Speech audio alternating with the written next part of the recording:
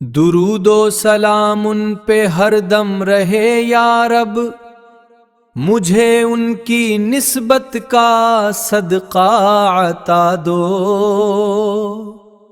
السلام علیکم ورحمۃ اللہ وبرکاتہ۔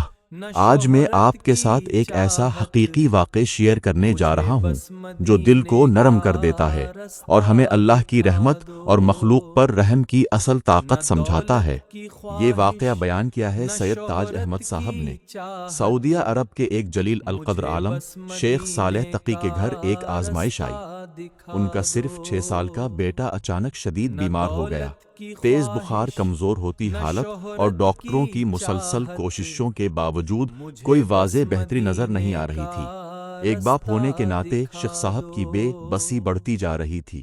دوائیں جاری تھیں، رپورٹس ہو رہی تھیں، لیکن بچے کی حالت تشویشناک تھی۔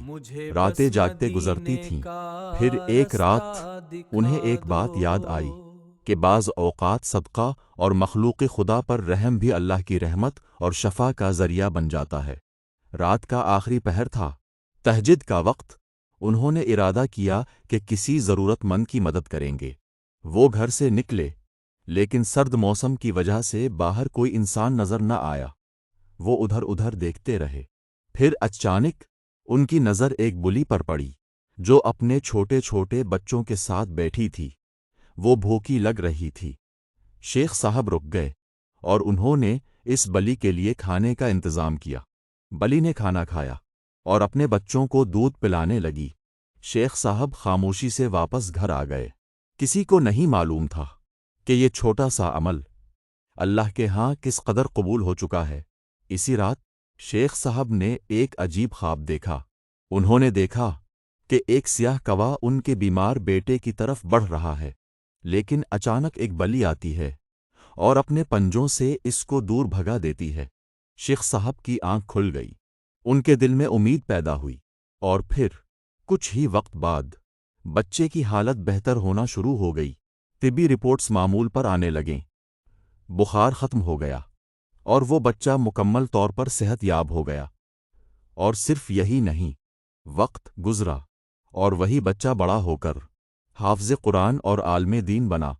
یہ واقعہ ہمیں کیا سکھاتا ہے کہ اللہ کی مخلوق پر رحم کرنا، چاہے وہ انسان ہو یا ایک چھوٹا سا جانور، اللہ کے نزدیک بہت قیمتی عمل ہو سکتا ہے۔ ہمیں احادیث میں بھی ملتا ہے کہ ایک شخص کو صرف اس لیے بخش دیا گیا کہ اس نے پیاسے کتے کو پانی پلایا تھا، کبھی کسی بھوکے کو کھانا کھلا دیں، کبھی کسی پریشان انسان کی مدد کر دیں، کبھی کسی بے زبان جانور پر رحم کر دیں۔ کیا معلوم آپ کا یہی عمل آپ کی زندگی کی کسی بڑی مشکل کے حل کا ذریعہ بن جائے۔ اللہ تعالی ہمیں رحم دل بنائے اور ہماری مشکلات کو آسان فرمائے، آمین۔ اگر آپ کو یہ واقعہ پسند آیا ہو تو ویڈیو کو لائک کریں، شیئر کریں اور چینل کو سبسکرائب کرنا نہ بھولیں۔ السلام علیکم ورحمۃ اللہ وبرکاتہ۔